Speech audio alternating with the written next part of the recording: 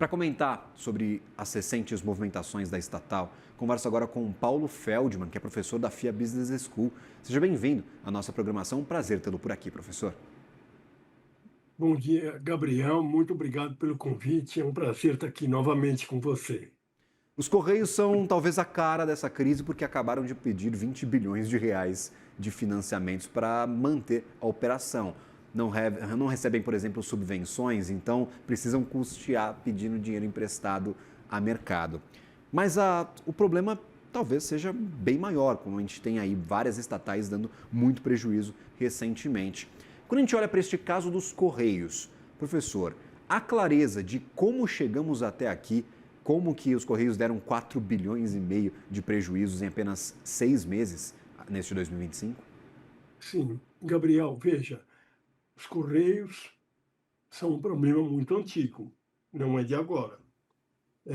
Agora, é uma empresa difícil, muito difícil de ser gerida. Não adianta pensar em privatização, porque não há competição. Não adianta privatizar se não é possível que haja competição. Ela No mundo inteiro, mesmo nos países mais desenvolvidos, como Japão, Alemanha, Estados Unidos, Correios é sempre uma empresa estatal. É, Tem que ser estatal não só por falta a possibilidade de competir com outras empresas, mas também porque alguns serviços são muito custosos e nenhuma empresa privada aceitaria fazê-los. Imagine entregar carta no meio da Amazônia, por exemplo, só para dar um exemplo. Então, o problema é um problema de gestão. O Correios tem sido mal gerido nesses anos todos e precisa de uma gestão eficaz que consiga levar à frente medidas necessárias de redução de custos, porque o problema central é custo que está excessivo, tem que se cortar custos, tem que se cortar pessoas, tem que se cortar despesas em geral. Isso é muito difícil quando há interferência política. Então, esse é o grande problema dos Correios, porque ele sofre muita interferência política e isso acaba atrapalhando a nomeação de diretores, os cargos de confiança são sempre ocupados por pessoas que têm alguma origem política, algum parlamentar indicou, ou algum governante, e aí a pessoa vai ficando, e isso custa caro para a empresa. Então a empresa precisaria, em primeiro lugar, fazer uma limpeza geral para acabar com os cargos de confiança, que são muitos. Como você bem mostrou, há um número enorme de funcionários muito antigos. O número total de funcionários dos Correios assusta. São 92 mil funcionários. Menos da metade são carteiros. Carteiros, que é uma mão de obra extremamente necessária numa empresa como os Correios, são mais ou menos 42 mil. Então, veja, eu acho que carteira é uma necessidade premente. Agora, a empresa dobra o seu número de funcionários, ou seja, tem quase 50 mil funcionários para administrar a empresa. Será que precisa disso? É aí que tem que se mexer. Eu não defendo que se corte carteiros, claro que não, mas eu acho que nos setores administrativos em geral há muita coisa para se cortar.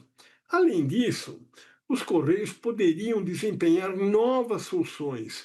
No mundo inteiro, Correios tem uma série de funções, não apenas de entrega de correspondência, porque isso realmente diminuiu nos últimos anos, surgiram novos concorrentes, surgiram outras empresas que fazem compras no exterior. Então, o problema é justamente bolar quais são os serviços, os novos produtos que o Correio deve oferecer. Correios, no Japão, por exemplo, oferece empréstimos para pessoas vulneráveis. É uma possibilidade. O Correio poderia, com autorização do Banco Central, também emprestar dinheiro para a população mais carente. Só para dar um exemplo, os Correios poderiam fazer entrega de muitas outras coisas que não apenas correspondência.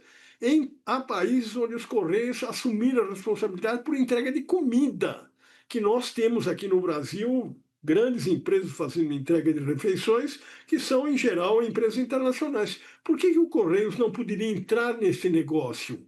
Por exemplo, então há uma série enorme de possibilidades de negócios que uma empresa com a experiência dos Correios poderia assumir. São novas receitas que poderiam vir para o Correio, aumentando as receitas, talvez não precise cortar tanta gente.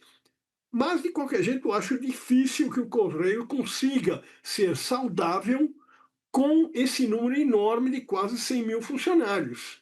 É aí que vai ter que se mexer. Agora, eu acho que não tem saída. Tem que mexer, é um problema de gestão. Os deputados estão entrando com uma CPI, mas os deputados querem privatizar os Correios. Não é o caso. Não adianta privatizar. Eu acho que deveria se perguntar para os deputados em que países que os Correios são uma empresa privada. São pouquíssimos países e países muito pequenos. Então, veja, é um problema difícil solução, porque precisa permanecer estatal, e estatal no Brasil, em geral, acaba sofrendo ingerências políticas. Isso não pode ser permitido. Já tivemos casos no passado onde se conseguiu eliminar a interferência política sobre as empresas. Eu acho que, novamente, estamos diante de uma situação como essa. É necessário que haja uma gestão profissional com total capacidade de fazer os cortes necessários e que não receba absolutamente nenhuma influência política.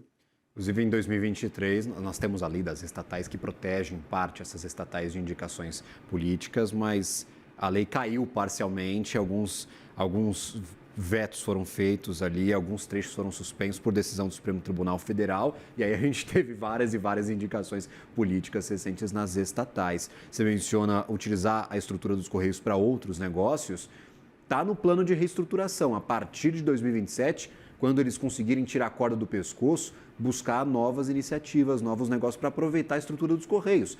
A percepção é que os Correios dormiram no ponto, perderam espaço, perderam o bonde que estava passando do e-commerce, da explosão dos serviços de entrega. E aí a gente ficou, claro, bastante acomodado com os serviços que já são prestados e que são deficitários para a empresa. Professor, eu sei que o senhor tem aula agora, então eu preciso liberá-lo, mas eu gostaria muito de agradecer a tua participação conosco. Volte sempre, meu caro, uma ótima tarde, uma boa aula a você.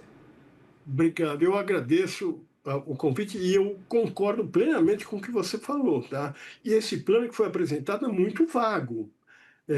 Realmente essas coisas que você apontou deveriam constar, mas não estão claramente definidas. Então, você tem toda a razão. Obrigado pelo convite. Certíssimo. Até uma próxima, meu caro. Muito obrigado, uma ótima tarde.